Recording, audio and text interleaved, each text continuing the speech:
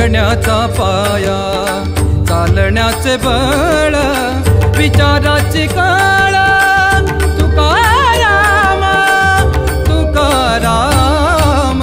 जगण्याचा पाया, चालण्याचे बळ, जगण्याचा पाया.